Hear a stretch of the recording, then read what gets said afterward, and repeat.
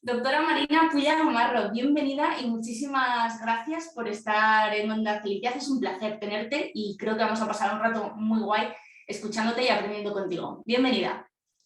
Muchas gracias, Lorena. Para mí es un placer que hayas contado conmigo para este podcast. La verdad que yo te sigo desde siempre y siempre recomiendo tu Instagram, tu podcast a mis pacientes porque me parece que hacéis una labor estupenda de información. Hoy en día, además, los pacientes celíacos que se diagnostican en la edad adulta, porque es verdad que con los niños en los hospitales infantiles yo me quedo maravillada de la educación que le hacen con el gluten, pero es verdad que los adultos, nosotros en la consulta, bueno, por tiempo, porque no hay enfermeras tampoco especializadas en eso, pues claro, le decimos, pues tú sabes, dieta sin gluten, evitar la contaminación, pero tampoco muchas veces no por tiempo o Claro. lo que sea, pues es verdad que no le insistimos y los adultos, pues yo pienso que necesitan mucha información y la verdad que en tu Instagram, en tu podcast, pues la pueden encontrar y me parece una labor estupenda. Muchas gracias, me vas a sacar ya los colores desde nada más empezar. Para mí es un gustazo tenerte aquí porque creo que es muy importante que los profesionales de la salud deis ese pasito que a veces sé que es difícil y que os cuesta por falta de tiempo y porque tampoco os enseñan a ello. Quiero decir, el que divulga es porque quiere y en tu caso pues lo haces muy bien y creo que bueno, pues acercas conceptos que no siempre son fáciles de entender y que además lo que tú dices, que no hay tiempo para que en la consulta expliquéis determinadas cosas. Entonces, está muy bien continuar con esa labor de educación en las redes sociales. Así que de verdad, muchas gracias y muchas felicidades por ello porque da gusto leerte. Muchas gracias, Lorena. Bueno, llevamos tiempo intentando grabar por agendas, ¿no? Por una cosa o por otra, pero al final yo tenía muy claro que quería hablar contigo de, bueno, pues al final eres especialista en digestivo, pues hay muchos temas muy interesantes más allá de la celiaquía que vamos a tratar hoy, pero hay uno que es muy importante porque los profesionales siempre nos decís que en la actualidad está tan de moda el tema del gluten, está tan demonizado, que os encontráis con que en la práctica os llegan en vuestro día a día muchos pacientes a la consulta que ya han retirado el gluten. Y a mí, yo cuando digo esto en redes, siempre me caen collejas, porque me dicen, claro, es que cómo voy a estar tanto tiempo esperando para una biopsia, Y yo digo, sí, sí, ya lo sé, sí, yo también he sido paciente y sé que es muy complicado y que desespera. Pero explícanos por qué es importante que el paciente llegue consumiendo gluten a la consulta. Bueno, a ver, es verdad que a mi consulta llegan pacientes totalmente desesperados y además yo no sé si después de la pandemia hay más o es una percepción subjetiva mía, pero es verdad que hay muchos problemas digestivos y claro, pues la gente en lo que tú dices, ya, claro, no tiene acceso tan fácil a la consulta, entonces pues ellos mismos a través de lo que leen, que a veces tú sabes, las fuentes de información tampoco son totalmente fiables, pues empiezan eso, a probar unas cosas u otras. Entonces, es verdad que muchos llegan eso, se han quitado el gluten, pero no solo el gluten, sino que nos llegan verdaderas barbaridades. ¿Sabes? Una dieta muy, muy restrictiva, gluten, lácteo, evitan fructosa, evitan todo tipo de verdura, fruta, todo eso, todo aquello que les hinche, que les produzca algún síntoma. Entonces, pues claro, nos llegan pacientes con verdaderos déficit vitamínicos, nutricionalmente hablando también mal, porque claro, es que son dietas, como te digo, muy restrictivas que a la larga son perjudiciales. Y sobre todo con el tema del gluten pasa un poco eso, y es que a nosotros nos dificulta muchísimo el proceso diagnóstico. ¿Se puede diagnosticar? Sí, pero es verdad que el proceso lo alarga y lo hace mucho más complicado Claro, el que eso esté es, sin gluten. Entonces, claro, claro. nosotros siempre decimos que cuando ellos relacionen la sintomatología con algún alimento concreto, o hay veces que no lo relacionan, pero bueno, simplemente eso, empiezan con síntomas, pues que consulten con el especialista, que él sea el que les guíe y el que les diga cuándo tienen que suspenderlo, cuándo no, porque al final, si no, lo que hacemos es complicar mucho más el proceso y alargarlo. Claro. Y es que además la enfermedad celíaca, aunque tú llegues a esas pruebas consumiendo gluten, haciendo una dieta normal, corriente y moliente, como se suele decir, no siempre las pruebas arrojan un resultado clarísimo, con lo cual, si ya encima nos estamos quitando el gluten, lo estamos haciendo más complejo todavía para el paciente y para vosotros, que es un auténtico dolor de cabeza. Exacto, porque ya sabemos que, bueno, se diagnostica, es necesario la biopsia, pero también sabemos que la biopsia no es patognomónica, o sea que no, una biopsia positiva no siempre significa una enfermedad celíaca y que en la biopsia además hay muchos grados, ¿no? Según la clasificación de Mars, que no siempre vamos a tener una atrofia completa, un Mars 3, sino que podemos tener un Mars 1, que además no solo la celiaquía puede manifestarse así, otras patologías también pueden causar el aumento de los linfocitos. Entonces, es verdad que como es una enfermedad que no tiene una prueba diagnóstica clara, pues lo mejor es eso, estar consumiendo el gluten y ir al especialista cuando empieces a notar los síntomas para que así pues, el proceso diagnóstico vaya un poco más fluido. Claro, es que además lo que nos suelen decir los pacientes que se enfadan conmigo en redes cuando digo esto es: me da igual, yo estoy mejor sin gluten y como estoy mejor sin gluten me da lo mismo que me hagan pruebas que no me hagan pruebas. Y claro, mi argumento siempre es que primero que, a ver, que es lógico y es de cajón, aunque se entiende la desesperación y las decisiones que se toman cuando uno está así, ¿no? Pero necesitamos saber lo que nos pasa en la vida.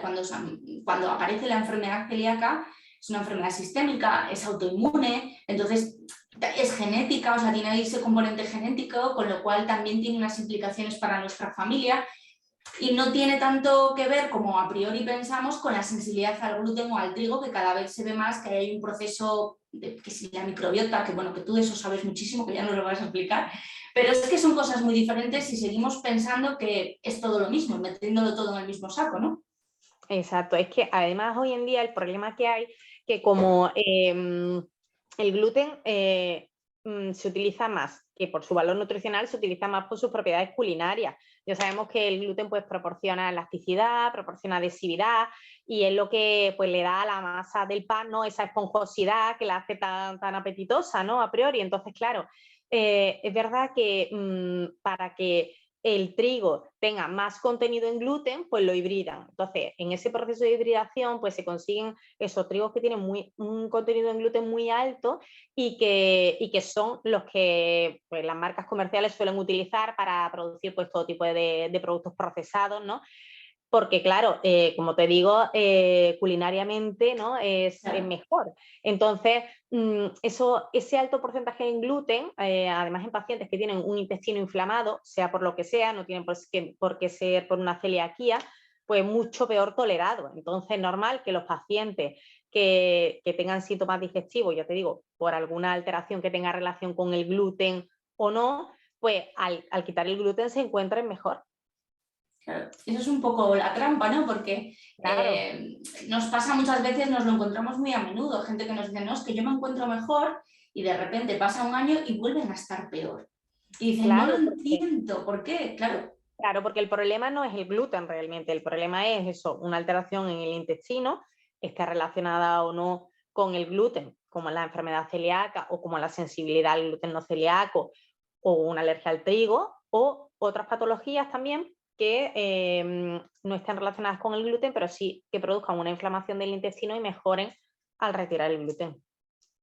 qué complicado, ¿eh? Qué difícil, porque al final está por un lado, pues eso, esa desesperación de mi calidad de vida, porque los que somos celíacos y hemos estado un tiempo sin el diagnóstico, somos conscientes de que la calidad de vida es mucho más pequeña, o sea, al final estás siempre como cansado, tienes problemas digestivos, te duele aquí, te duele allá, bueno, y ya los estados digestivos ya ni te cuento, pero por otro lado, claro, tienes a tu profesional de cabecera, a tu médico especialista diciéndote: vamos a hacer pruebas. Y claro, a veces las pruebas tardan en llegar y tú, vamos, te encomiendas a todo lo que puedes. Y una opción es esa.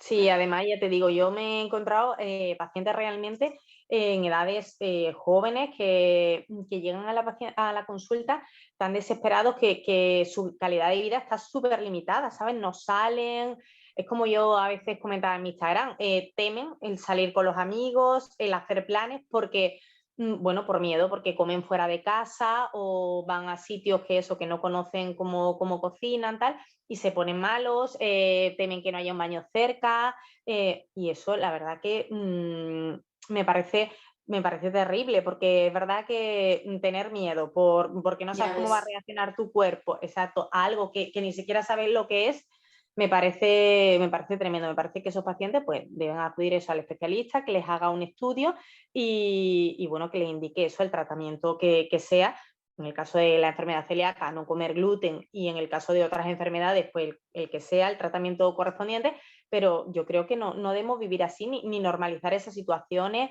Exacto. de salir y encontrarse mal, de tener que estar tomando fármacos que a lo mejor no están indicados. Yo creo que ante esas situaciones hay que poner una solución.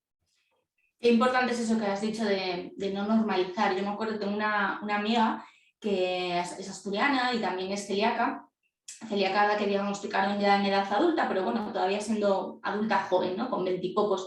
Y me decía ella, madre mía, si es que yo me conozco los baños ya de todas las gasolineras de Asturias por no recibir, porque nadie pensó en el diagnóstico de enfermedad celíaca, y decía, claro, o sea, para mí viajar en coche era una auténtica locura salir de casa, porque no sé si en 2 horas de camino voy a tener que parar para ir al baño, y que le generaba un estrés que probablemente agravaba todo más. Al final es la pescadilla que se muerde la cola, claro. Sí, sí. O gente incluso, ya te digo, que dejan de estudiar, abandonan las carreras, o eso les limita muchísimo a la hora de buscar un trabajo, porque claro, tienen que estar a lo mejor de baja, ¿sabes? Entonces, pues claro, no los quieren contratar o ellos tienen miedo, y es lo que te digo, que es una calidad de vida muy pobre. Totalmente. Has dicho una cosa muy importante que me parece muy importante, valga la redundancia, hablar de ello, porque has explicado que para el diagnóstico es necesario la biopsia, es decir, bueno, sabemos que hay una serie de pruebas, que tiene que haber una sintomatología, que hay unos anticuerpos, que hay una genética, y la biopsia a día de hoy intestinal sigue siendo un poco pues, la última palabra, pero no siempre es la palabra que va a decir efectivamente sí o no, porque hay otras cositas que pueden causar también, bueno, pues esa lesión en el intestino. Es decir, no hay o no hay una lesión intestinal que sea exclusiva de la enfermedad celíaca. Que te lo vean y digan, celíaco, seguro. Desafortunadamente no la hay. Ojalá la hubiera, porque es verdad que a nosotros nos facilitaría mucho el diagnóstico, pero no la hay. Además, claro, si los pacientes, cuando nosotros hacemos la biopsia, diagnosticamos una celiaquía, eh, respondieran bien todos a la dieta sin gluten, pues eso también nos daría a nosotros, Ayudaría. ¿no?, un buen feedback. Pero como no siempre es así, como hay pacientes celíacos que inicialmente, aunque a priori, ya te digo, tengan anticuerpos positivos, tengan una genética positiva, tengan la biopsia un más 3, pues hay pacientes que no responden bien a la dieta sin gluten. Entonces es verdad que nos resulta muy complicado. Es una Sí. patología que hay veces que, bueno, va todo bien, porque bueno, la serología es positiva, le hacemos la biopsia, es compatible, y responden bien a la dieta sin gluten, pero hay otras veces que no es así. Y bueno, pues tenemos que hacer un algoritmo diagnóstico diferencial y ir descartando otras causas. Claro. ¿Y cuáles serían esas causas que pueden crear una lesión en las vellosidades intestinales y que, bueno, pues que hacen que tengáis que ver el resto de pruebas con lupa para comprobar, bueno, si estamos ante una celiaquía o si es una sensibilidad o si es cualquier otra cosa? ¿Cuáles serían las principales? Bueno, pues las principales serían, por ejemplo, la enfermedad de Crohn, que bueno, todos sabemos que es una enfermedad también crónica que puede afectar a todo el tubo digestivo y entre ellos pues también al intestino delgado. Entonces la enfermedad de Crohn de intestino delgado pues podría darnos también una alteración en las biopsias. También enteropatías provocadas por fármacos. Fármacos, por ejemplo, un fármaco que se utiliza para la hipertensión como el olmesartán, o también otros fármacos como los que utilizamos muy frecuentemente, que son los AINE, los antiinflamatorios, no esteroideos, tipo ibuprofeno, naproxeno, pues son fármacos que también pueden producir lesiones a nivel intestinal.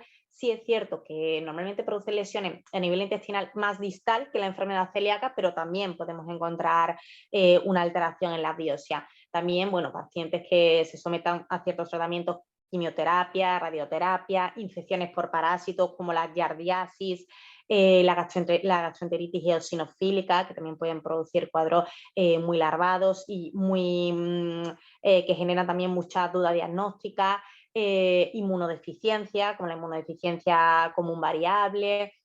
Es decir, realmente el algoritmo es inmenso. También, bueno, el linfoma intestinal, que sabemos que puede estar relacionado con la enfermedad celíaca o no.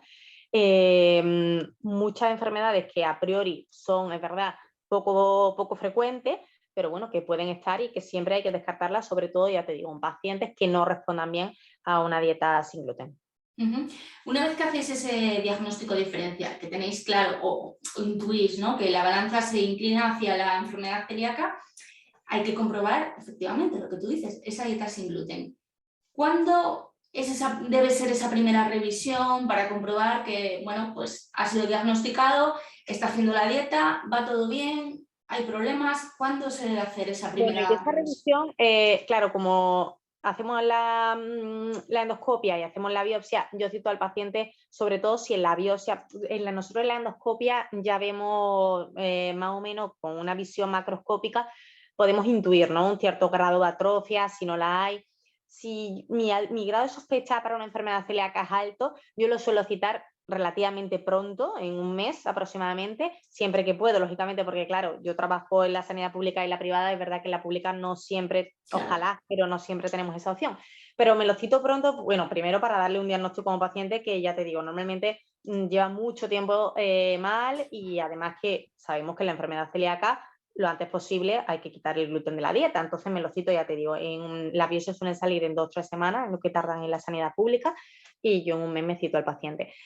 Sobre todo para eso, para empezar pronto el tratamiento y para explicarle, porque ya te digo, son pacientes que se encuentran, afortunadamente hoy tenemos mucha información, sí, mucho acceso a internet, que el paciente ya viene incluso con más información que a lo mejor la que le puedes dar en la consulta.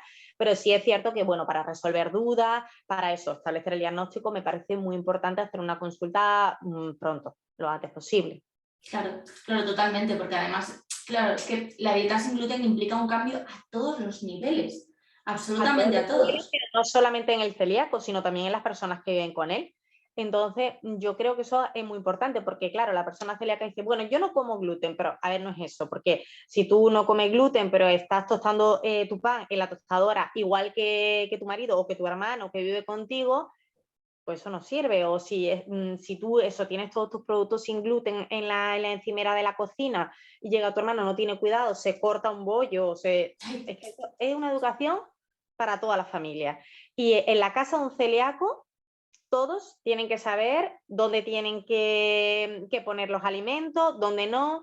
Ya en una cocina es complicado, pienso, y casi imposible que no se mezclen alimentos con gluten y sin gluten, pues con más razón yo entiendo eso, que si el paciente es celíaco, como es lo habitual, ¿no?, convive con personas que no son celíacas, pues verdad que, bueno, en la cocina pues tendrá que haber también alimentos que tengan gluten, pero bueno, ya te digo, con educación y con limpieza y cuidado siempre, siempre es posible, pero educación es lo primero.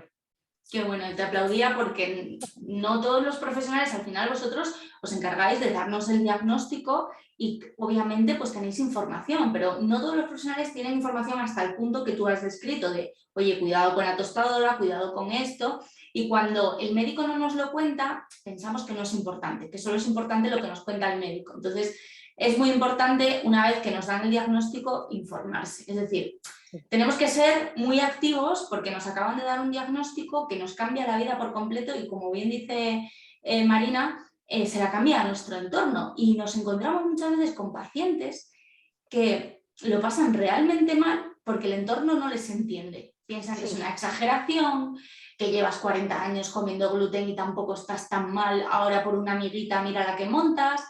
Y a mí eso me da una pena tremenda Pero porque también porque hay, yo creo que mucha desinformación en lo que es la enfermedad celíaca, porque a mí me sorprende todavía leer en posts de Instagram de nutricionistas que se supone, a ver, que son personas que están formadas tal, vamos, digo nutricionistas como por decir sí, otro tipo de, ¿no?, que no es que esté en contra de los nutricionistas, y yo siempre le recomiendo a mis pacientes en determinadas circunstancias, ¿no?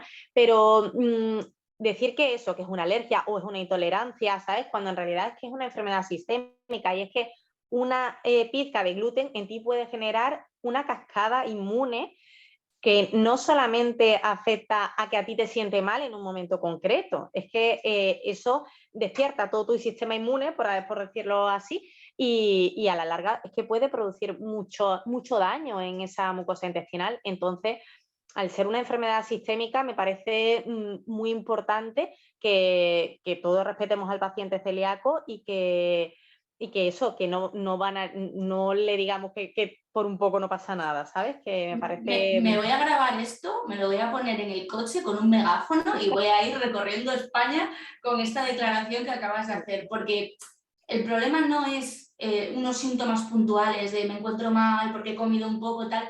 Eso es una faena y es molesto y te fastidia un día o una semana. El problema es esa cascada, esa respuesta inmunológica, que el sistema inmunológico, yo me acuerdo siempre de un inmunólogo de Valladolid, del doctor Arranz, que me decía, no hay que alterarlo, hay que dejarlo tranquilito para que haga lo que tenga que hacer. Sí, así es, sí. Entonces, y también eso pasa muchas veces en pacientes celíacos que no tienen síntomas y que lo hemos diagnosticado, bueno, por otro motivo, por ejemplo, pacientes que llegan a la consulta porque son familiares de celíacos, pero bueno, ellos a priori se encuentran bien y llegan para hacerse el cribado, ¿no?, de celiaquía. En estos pacientes es muy complicado actuar con ellos, es muy complicado porque, claro, al no tener síntomas, es verdad que es muy complicado la concienciación, salvo los padres de niños pequeños que se quitan el gluten muchas veces por su niño porque no haya contaminación, que en ellos sí, pero sí es ya eso, gente que no tiene relación con los niños pequeños, más mayores, tal, a veces y asintomático es muy complicado. Sí, sí, es realmente complicado. Hace ya algún tiempo tuvimos a la doctora Paloma Borregón, que es dermatóloga y es experta en dermatitis herpetiforme. Y ella explicaba que cuando diagnostica una dermatitis herpetiforme al paciente suele pedirle una biopsia intestinal, aunque no es necesaria porque se ha comprobado que es una dermatitis herpetiforme, por lo tanto tienes celiaquía, suele pedírsela para que vea el estado en el que se encuentra el intestino y así tome más conciencia de lo que realmente le pasa, porque es lo que tú dices, como el problema es en la piel, no lo asocio tanto con lo que como, me relajo un poco y el asintomático le pasa lo mismo. Si no está bien informado, dice, pues es que yo ni me entero, así que un poquito, ¿qué me va a pasar? Claro. Sí, sí, sí, sí, sí. Y luego vienen los Es como disgustos. una atrocidad, pero es verdad que es así, que dicen por un poquito no pasa nada, o cuando salen no pasa nada por un día que salga, pero ya te digo, es que esas son pequeñas ingestas, pequeñas, que van haciendo un gran daño a largo plazo en el intestino. Y sabemos que eso no trae nada bueno, sabemos que la celiaquía refractaria no es habitual, que el linfoma intestinal no es habitual. ¿Tú has visto? Afortunadamente no son habituales, pero bueno, sabemos que el riesgo precisamente es eso, seguir consumiendo gluten. Entonces, pues hay que dejar radicalmente el gluten. ¿Tú has visto que has encontrado en la consulta con celiaquías refractarias, con linfomas asociados a celiaquía? Sí, nosotros nos encontramos un paciente, de hecho, escribí un artículo que lo publiqué no sé, no me acuerdo si era en gastroenterología o medicina clínica, porque fue hace un tiempo, pero precisamente de un paciente que tuvimos en la consulta, un celíaco, que fue refractario. Afortunadamente no desarrolló ningún linfoma, pero sí es verdad que tuvimos que ponerle tratamiento con corticoides incluso, porque no respondía adecuadamente a la dieta sin gluten. Por supuesto, hicimos lo que te he comentado, un diagnóstico diferencial, descartando todo tipo de patologías, ¿no?, que o bien que fuera otra causa diferente, ¿no?, o bien que tuviera otras enfermedades asociadas, por ejemplo, un sobrecrecimiento, intolerancia, ¿no?, a la lactosa, fructosa, una gastroenteritis eosinofílica, que hicieran que el paciente no tuviera una respuesta completa, ¿no? Pero sí es cierto que el paciente no terminaba de responder y hubo que ponerle, ya te digo, incluso tratamientos con corticoides e inmunosupresores.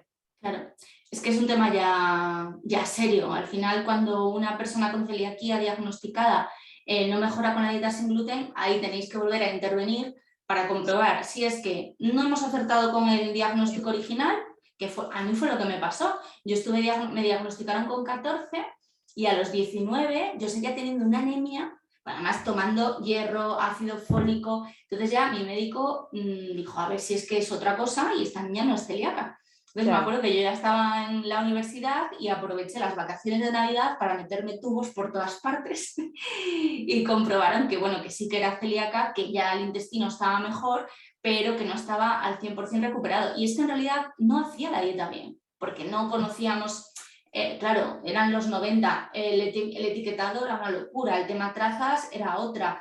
Entonces al final tuve suerte porque no desarrollé ningún otro problema, pero barajaron incluso la opción de que o no es celíaca o igual está el tema todavía más complicado. O sea que... Sí, es que en realidad el tema del gluten, desde que yo empecé, me acuerdo, la residencia, ha evolucionado muchísimo. Y bueno, ya hoy en día es lo que hablamos, hay muchísima más conciencia, hay mucha más información, y incluso en los supermercados, ¿no? Ya en el etiquetado y tal, ya hay más Sí. productos, hay más variedad. Antes yo me acuerdo que mis pacientes decían, pero doctora, ¿dónde encuentro algún producto sin gluten? Aunque es verdad que yo no soy fan bueno, los productos sin gluten, porque a ver, lo que les digo es que hay que comer lo más natural posible, pero sí es cierto que, bueno, hay veces eso, que algún tipo de pan tal, y es verdad que ellos es que no lo encontraban, es que solamente había un supermercado a lo mejor concreto con unos precios abusivos y la verdad es que me parecía incluso mal recomendarles eso porque, primero, no eran productos como hoy en día, que son productos fiables, que sabes que no van a tener gluten, que son productos de calidad, no ultraprocesados, porque tú sabes, como los productos sin gluten, pues la Sí. palatabilidad es peor. Pues claro, es verdad que muchas veces lo ultraprocesan para que tengan un mejor sabor y al final son productos súper insanos. Entonces, es verdad que no sabían ni qué recomendarle. Y hoy, afortunadamente, pues ya hay mucha más variedad, te puedes fiar más de los etiquetados y la verdad que yo creo que en ese tema hemos evolucionado bastante. Sí, totalmente de acuerdo. Vamos, de los Y de años hecho me alegra 90. mucho, ya te digo, ver en tu Instagram esos restaurantes que ya hablan como con una información y un rigor que son de la cocina, aquí no entra productos sin gluten, aquí tal, y la verdad que es que me emociona de verdad especialmente, ¿eh? Pues imagínate a los que somos celíacos, que es Sí, como de verdad puedo. Nosotros hemos estado de vacaciones ahora unos cuantos días, nos hemos ido a Cáceres, hemos bajado a Sevilla y luego hemos estado en Cádiz. Y es que han sido 10 días de comer prácticamente todos los días fuera de casa y sin claro. ningún problema. Pero claro, hasta llegar aquí, pues hemos tenido que escuchar mucho, ¿celi qué? ¿El gluten qué? ¿Puedes comer arroz? Pues, y al final Sí, dices, mira, con mi bocadillo a todas partes sí, sí. y me olvido de problemas porque te fastidian las vacaciones y ya no solo que te fastidian las vacaciones, que es lo de menos. Al final estás poniendo en riesgo tu salud y ahí las cosas son Claro. serias. Sí, sí, sí. Yo he visto una incongruencia que es un celíaco pidiendo un plato y que le traigan a lo mejor los cubiertos en la cesta del pan, que tú dices, pero ¿cómo puede ser? Pues así, o sea, como eso todo. Claro. Entonces, claro, tú dices, ¿en qué sitio estoy? Sí, porque además, como está tan de moda, tan de moda, pues al final en todos los sitios tienen Sí, cositas sin sí, gluten, pero sin gluten y sin conocimientos, porque es lo que tú dices. Yo a veces que me pido una cervecita y me traen de tapa un pincho con pan y digo, si te pido una cerveza sin gluten es porque soy exacto. celíaca, pero falta esa información, porque muchas veces o pasa lo contrario, ves gente que se pide una cerveza sin gluten por moda y luego come lo que le apetece porque no tiene un Sí, diagnóstico. Entonces sí, confundimos al hostelero y le volvemos loco. sí, eso es verdad. Eso es una locura, una locura. Pero bueno, volviendo al tema, has dicho una cosa que es muy importante, ese caso del que has hablado de esa celiaquía refractaria. Cuando una persona celíaca que está haciendo dieta sin gluten durante un tiempo no mejora, lo primero lo que soléis pensar los profesionales es, se le puede estar colando algo en la dieta, ¿verdad? Sí, sí, eso es lo primero. Lo primero que hay que descartar es eso, bueno, primero se le pregunta al paciente directamente porque, como te digo, hay muchos que confiesan, por así decirlo. A mí no me gusta regañar a los pacientes, ni yo no soy juez de nadie, ni nada. Lo único que puedo hacer es recomendarles, por supuesto, porque además me da mucho coraje. Nosotros tratamos mucho tipo de pacientes, bueno, no solamente celíacos, ¿no? Y es verdad, bueno, nosotros podemos recomendar que no se beba alcohol, podemos recomendar eso, evitar la grasa, los procesados, también en determinadas, ¿no?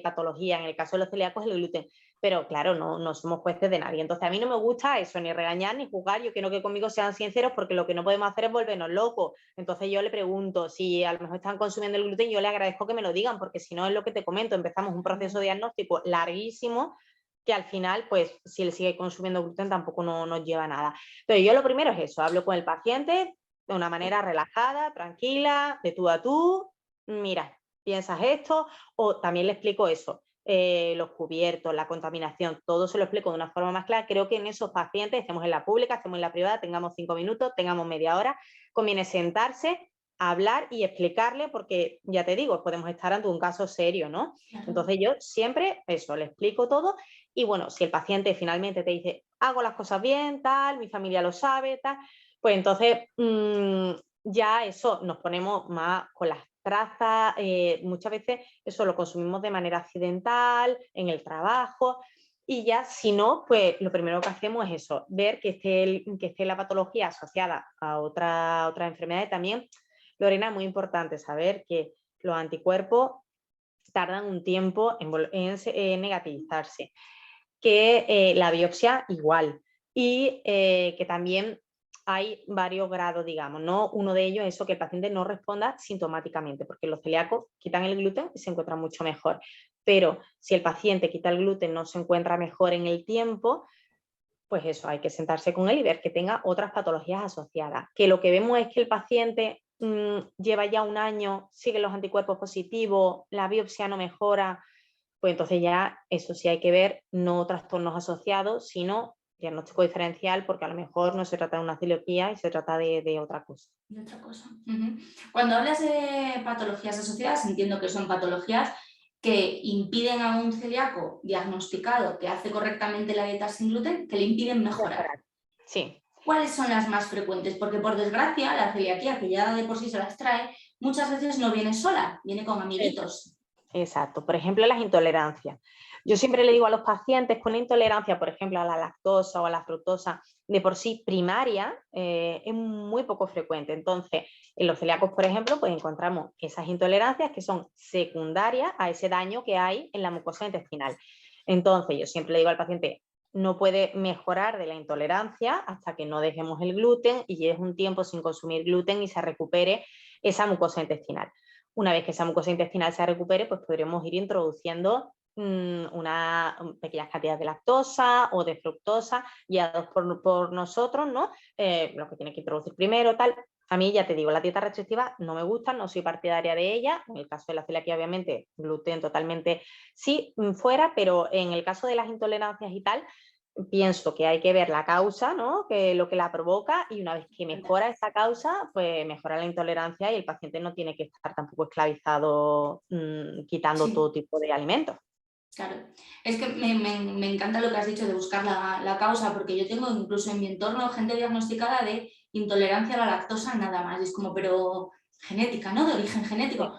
No, no me han dicho Claro, nada. y de origen genético, es lo que hablamos, es muy poco Muy frecuente, poco. pero muy poco frecuente. Entonces, vale la pena investigar la causa. Otra cosa que podemos encontrar en los pacientes celíacos es el sobrecrecimiento. Muchos pacientes celíacos que no mejoran a pesar de una dieta sin gluten, pues empiezas a rascar un poco, ¿no? Y bueno, pues tienen un sobrecrecimiento bacteriano. Lo tratas del sobrecrecimiento, que no tienen por qué responder peor que un paciente no celíaco, y normalmente pues también mejora mucho. Entonces, ahí ya te digo, hay que seguir investigando en un paciente que no mejora porque probablemente pues, tenga un trastorno, eso, una intolerancia, un sobrecrecimiento, una disbiosis que haya que mejorar y tratar, y el paciente, pues la verdad que sintomáticamente lo nota mucho.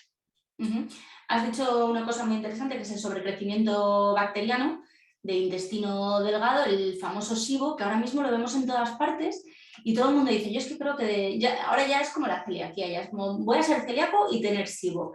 ¿Qué es exactamente el SIBO? Bueno, el sobrecrecimiento bacteriano es un aumento patológico de bacterias en el intestino delgado. Nosotros habitualmente en el colon tenemos una gran cantidad de bacterias, pero en el intestino delgado no es, el número de bacterias debe ser mucho más pequeño.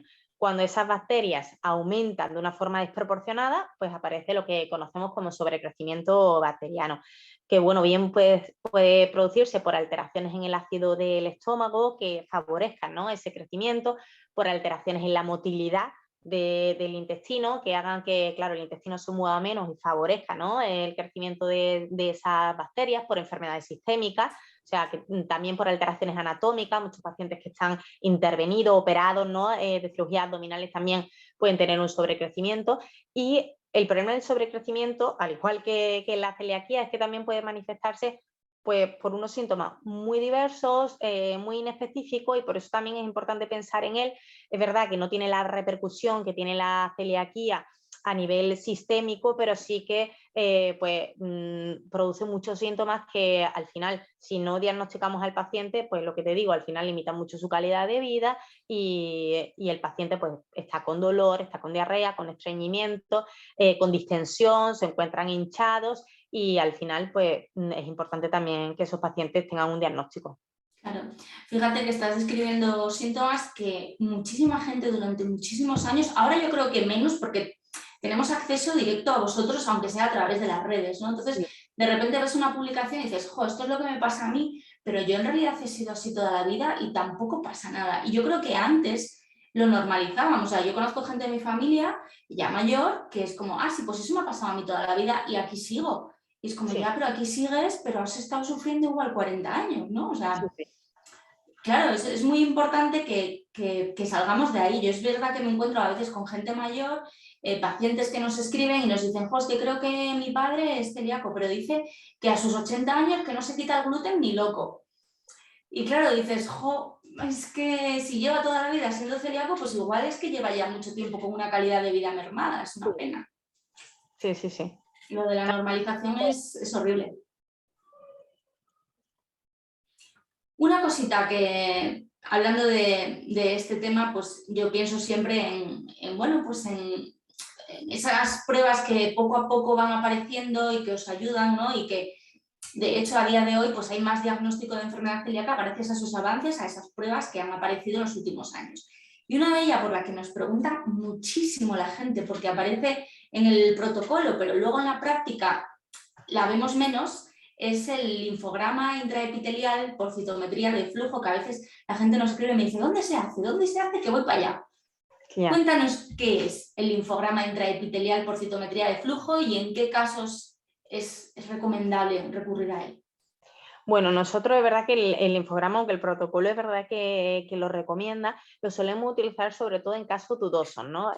Pacientes que tengan manifestaciones, como he dicho, atípicas de celiaquía o, bueno, aquellos que a lo mejor no tienen eso, los síntomas digestivos típicos, ¿no? Sabemos que la celiaquía pues tiene muchas manifestaciones que son, por ejemplo, neurológicas, pacientes con ataxia, polineuritis, pacientes con manifestaciones también cutáneas, porque aparte de la dermatitis herpetiforme, que bueno, ya de por sí tiene su propio no diagnóstico, pero encontramos muchos celíacos que incluso vienen a la consulta y a lo mejor el único síntoma es que tienen eczemas en la piel, o mujeres, por ejemplo, con problemas ginecológicos, abortos espontáneos, mujeres que no consiguen quedarse embarazadas, que a lo mejor se han quedado embarazadas pero tienen embarazos, tienen partos prematuros. Es decir, en la celiaquía, incluso muchas mujeres también, recientemente he tenido algún caso de mujeres diagnosticadas de fibromialgia que eran celíacas, o sea, o pacientes con depresión, que es que el abanico de la celiaquía es tan amplio que es verdad que muchas veces pues, no se piensa en celiaquía, sobre todo es verdad que los digestivos creo que lo tenemos muy integrado, porque yo ya en la primera analítica, serología de celiaquía siempre, pero es verdad que a lo mejor otros especialistas, ¿no? Pues claro, no lo Piensa ven menos. frecuentemente y es verdad que a lo mejor no lo tienen tan integrado, porque yo veo una mujer en edad fértil que me cuenta eso, que va a hacerse una fertilización porque tiene problemas y digo, ¿y no te han pedido una celiaquía? ¿Sabes? Que es que una serología de celiaquía es que me parece algo claro, pero bueno, es verdad que nosotros somos digestivos y es verdad que lo primero que siempre lo tenemos, ¿no? En la mente. Entonces, casos dudosos, que tengan síntomas atípicos de celiaquía o que tengan lesiones histológicas que sean como así muy leves, por ejemplo, eso, la linfocitosis, ¿no? Que está ahí en el límite,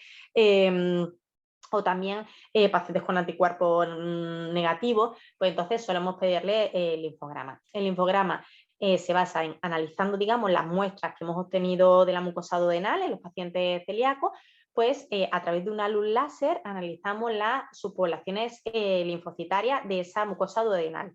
Entonces sabemos que en los pacientes celíacos existen unas subpoblaciones de linfocitos intraepiteliales que tienen aumentadas, que serían los linfocitos alfa beta y los linfocitos gamma delta.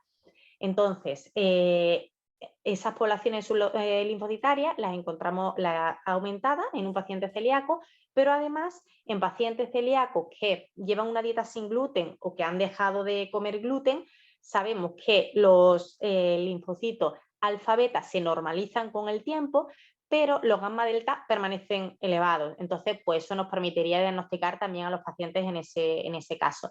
Y la verdad que tiene una utilidad pues bastante importante, ¿no? Para esos casos dudosos. No se suele utilizar porque, ya te digo, no está disponible en todo tipo de centros hoy en día y bueno, requiere una tecnología que, bueno, no es muy accesible, pero yo creo que con el tiempo se implementará más y la verdad que nos facilitaría mucho más, sobre todo las decisiones en casos dudosos, porque podemos o bien estar diagnosticando de celiaquía a pacientes que realmente no lo son, porque, bueno, veamos eso, una linfocitosis intraepitelial o eso, pacientes que tengan manifestaciones atípicas, que también pueden deberse a otras causas, o bien infradiagnosticando una enfermedad celíaca, porque veamos eso, pacientes con anticuerpos negativos y una biopsia así tontorrona, pues no la diagnosticamos de una celiaquía cuando en realidad se trata. Entonces, es importante para evitar infradiagnóstico o para pues atribuir a la enfermedad celíaca, evitar atribuir a la enfermedad celíaca, pues síntomas que no son Claro. por ella, ¿no? Claro, claro, es que no todo es celiaquía. Yo al final, de hecho, siempre que hablo con profesionales o incluso con mis amigos, ¿no? Ya es que a ti todo te parece celiaquía. Y a ver, es que la celiaquía tiene síntomas prácticamente, siempre dice la doctora Polanco, que desde la punta del pelo hasta la punta del pie. Entonces, todo Sí, es susceptible de ser celiaquía, pero luego hay que ir a las pruebas, ¿no? Y a veces las pruebas tampoco son determinantes al 100%, con lo cual esa prueba me parece estupenda. Y además, por lo que te he entendido, serviría también en pacientes que han retirado el gluten porque esos linfocitos se mantienen, los gamma delta. Exacto, sí, así es. Qué interesante, porque con la cantidad de gente que llega así a consulta, Sí. claro, la pena es que sea una técnica pues novedosa y que no está en todas Ya te partes. digo, no está disponible, exacto, no está disponible en muchos centros y claro, requiere una tecnología que no es muy accesible, pero sí. Porque para el paciente implica lo mismo, es decir, es la muestra que se recoge del intestino para hacer la biopsia, esa misma muestra es la que Nosotros después la tenemos que procesar, exacto, pero para el paciente realmente no implica nada diferente. Uh-huh. Hemos dicho y has dicho una cosa, y es que no todo es celiaquía, hay que evitar el infradiagnóstico, pero también hay que saber diferenciar entre lo que sí y lo que no. Y cuando hablamos de infradiagnóstico y hablamos de un diagnóstico muy común también, pensamos en el síndrome de intestino irritable, que muchas veces de ahí nos contáis que, pues como lo que decías antes, ¿no? Personas con fibromialgia que al final lo que tenían era una celiaquía. Y con el intestino irritable nos encontramos con personas que son celíacas y que en su día, por lo que sea, no las hemos diagnosticado, se les ha dado este diagnóstico y ahí se han quedado. ¿Cómo diferenciamos? ¿Cómo diagnosticamos el colon irritable? Decimos, no, esto no tiene nada que ver. Bueno, a ver, el síndrome de intestino irritable, nosotros en la consulta, a priori, bueno, lo más importante es siempre la historia clínica, porque es verdad que hablamos de pruebas, pero lo más importante es la historia clínica, hablar con el paciente, que nos explique y la exploración física. Entonces, una vez que hayamos hecho una historia clínica, digamos, adecuada y tal, el síndrome de intestino irritable realmente, que sí existe, muchos profesionales, no creen del todo en él, lo ven eso como una especie de cajón desastre, pero bueno, existe, está descrito y tiene una serie de criterios diagnósticos, ¿no? Lo que pasa, bueno, pues que hay que hacer un diagnóstico adecuado, teniendo, pues eso, siempre haciendo una analítica completa que no descarte la enfermedad celíaca y en función del tipo de paciente, pues viendo si es necesario o no otra prueba adicional. A veces es necesario alguna prueba endoscópica y otras veces no, ¿vale? Eso dependerá de la historia clínica y de lo que el profesional que le esté atendiendo considere necesario en ese momento.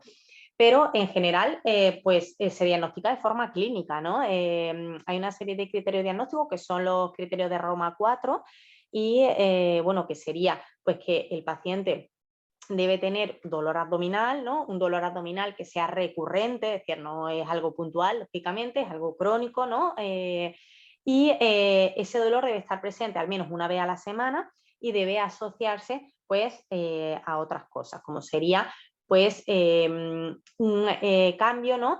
en las deposiciones. El dolor se asocia a la defecación y también a un cambio, bien en la consistencia o bien en la frecuencia de las deposiciones. Y también tiene que estar presente en los últimos 3 meses y deben haber empezado 6 meses antes del diagnóstico. Es decir, que son unos criterios diagnósticos establecidos, con una duración precisa, con una serie de síntomas que tienen que estar asociados. Es verdad que luego en la práctica clínica no te encuentras pacientes tan claros, ¿no? Con dolor asociado a esto, tal. No, sino que te puedes encontrar pues síndrome de intestino irritable con predominio de diarrea, otros con predominio de estreñimiento, otros mixtos, los que van alternando, otros que tienen también una distensión abdominal asociada. O sea que en realidad en la práctica es verdad que no es tan fácil, pero sí es cierto que, como te digo, insistir en la historia clínica y en las pruebas, bueno, que sean necesarias, pero siempre historia clínica y exploración física lo primero. Y bueno, y saber que existe, que es un trastorno que realmente existe, que está descrito y que debemos tenerlo en cuenta.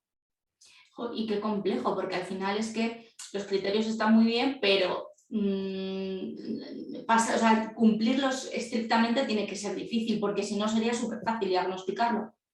Exacto. Además, ¿sabes qué pasa? Que en el síndrome de intestino irritable ha hecho mucho daño el diagnosticar a un paciente de síndrome de intestino irritable, pero ya está, simplemente, ¿no? Tienes un intestino irritable y punto. Y es verdad que hay que ver que no tenga también otras cosas asociadas, que sabemos, ¿no? Que el síndrome de intestino irritable muchas veces no viene solo, sino que tiene asociado, pues eso puede ser sobrecrecimiento bacteriano, alteraciones de la microbiota, y todo ello pues hay que tenerlo en cuenta antes de darle a un paciente un diagnóstico simplemente de síndrome de intestino irritable y decirle pues que esto es lo que hay y que no va a mejorar nunca. Entonces, no, eso no puede hacerse, ¿no? Hay que ofrecerle otras posibilidades diagnósticas y sobre todo de mejora al paciente. Hay que investigarse, al final estáis todo el día estudiando, liados por aquí para allá, porque tenéis que hacer muchas cosas. Al Sí, final, porque mira, me da mucho coraje eso, ¿no? Me da mucho coraje cuando a un paciente llega a la consulta y bueno, esto es lo que hay, ¿sabes? Eso me da especialmente coraje porque empatizo mucho con la gente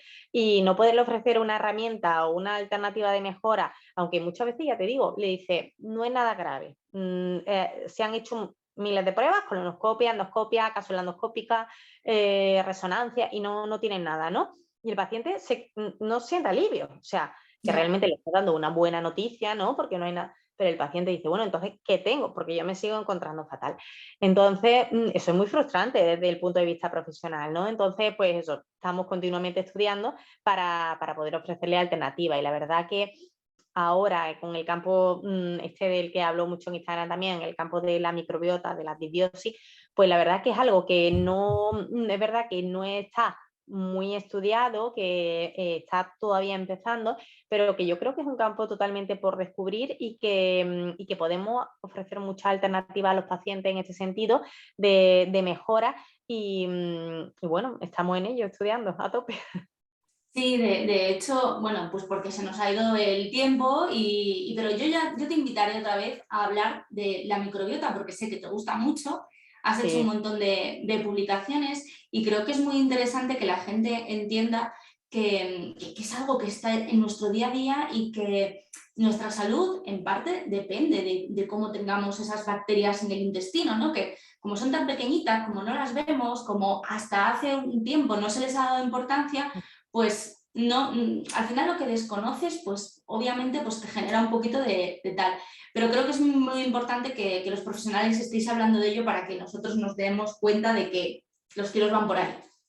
claro, de hecho, en los pacientes celíacos, bueno, se ha visto, hay ya muchos estudios no publicados que tienen una alteración de la microbiota. Se ha visto eso, que hay un aumento de cierto grupo de bacterias que consideramos patógenas, ¿no? De bacteroides, enterobacterias, que son bacterias patógenas, las tienen a lo mejor aumentadas, y otras bacterias que se consideran beneficiosas porque nos aportan pues una serie de ventajas, ya sea a nivel nutritivo, a nivel inmune, las tienen reducidas, como serían la bifidobacteria, los lactobacillus, y simplemente a lo mejor el hecho de, una vez que diagnosticamos a un paciente celíaco, pues asociarle algún probiótico, o pacientes que no terminan eso de mejorar con la dieta, pues podría mejorar, ¿no? Podría mejorar tanto la barrera intestinal cómo ese equilibrio, ¿no? de la microbiota, que a lo mejor en un principio estaba un poquito alterado por el tema del gluten, pues podría ayudar tanto a mantener la homeostasis del microbioma intestinal, como también la regulación del sistema inmune, que en la celiaquía es tan importante, del sistema inmune, tanto innato como adaptativo. Y esto me parece muy importante. Creo que ya hoy en día hay una serie de probióticos que han demostrado evidencia en la enfermedad celíaca y yo creo que deberíamos empezar a utilizarlos, sobre todo, ya te digo, al diagnóstico en pacientes que tengan esos grados ya de enfermedad celíaca más avanzados, pacientes que no responden bien a la dieta, porque creo que la recuperación sería más rápida y podría ayudar a mejorar mucho los síntomas. Es que es fundamental, pero nos damos cuenta de que a medida que va pasando el tiempo, yo creo que ha habido un cambio muy importante en los últimos años, somos más conscientes de la complejidad de la enfermedad celíaca, porque antes era, es celíaco, que se quite el gluten y ya está, y perfecto, y no hace falta ni que le hagamos una analítica más en su vida. Yo me acuerdo hace muchos años que en Asturias sí me hacían seguimiento porque seguía muy malita, pero cuando ya estuve mejor y me vine a Madrid me decían qué seguimiento ni que nada. Al final, hablando con mi médico de cabecera en aquel momento, me dijo, pues si tú quieres que te lo hagamos, te lo hacemos, pero casi porque yo me empeñé, ¿no? Sí. Sin embargo, claro, o sea, cuando nos diagnostican la enfermedad celíaca, en ese mismo instante nuestro intestino está hecho un cuadro. Exacto. Entonces yo creo que esa es la clave. Poder introducir un tratamiento con probiótico adecuado, ¿no? A cada persona, porque eso también es muy importante. Hoy en día ya me llegan a la consulta pacientes con tratamiento con probiótico y, a ver, el probiótico hay que también saber utilizarlo, saber qué cepa te pueden sentar bien, te pueden sentar mal, porque al final podemos estar provocándonos un daño en vez de un beneficio. Entonces es importante eso, guiado por un profesional, pues me parece una herramienta muy útil para poder mejorar en el tema de la celiaquía, que además solemos encontrar no solo alteraciones de la microbiota, sino también de la permeabilidad intestinal, porque al fin y al cabo es una enfermedad sistémica que hemos visto que puede dar síntomas en todo el cuerpo, que me he acordado de lo de la punta del pelo hasta la uña del pie, porque es que es totalmente cierto, y me parece muy importante para mejorar eso, tanto ya te digo, disbiosis como permeabilidad. Totalmente, así que el que nos esté escuchando y esté pensando en comprarse unos probióticos por internet, que consulte primero con su médico, porque no son, o sea, no es una cosa que digas, ya está, me tomo esto, porque no, cada cepa vale para una cosa y cada uno va a necesitar una cosa. Exacto, exacto. Sí, sí, sí, Es como totalmente, el totalmente tema de de acuerdo. los fármacos, o sea, no nos los podemos tomar. Me duele esto, pues voy a ver qué tengo aquí en el armario, pues mira, esto se lo toma mi padre para no sé, voy a probarlo. No, Claro, hay que además ir al que, como médico. yo te decía antes, se sabe, por ejemplo, en la enfermedad celíaca hay evidencia de bueno, que ciertas Bifidobacterium y Lactobacillus dan muy buenos resultados, ¿no? Pero hay a lo mejor otros que no tienen evidencia ni tienen estudio, entonces, bueno, te los puedes tomar, pero es verdad que no hay una evidencia científica que lo respalde, ¿no? Entonces, eso me parece importante, ¿no?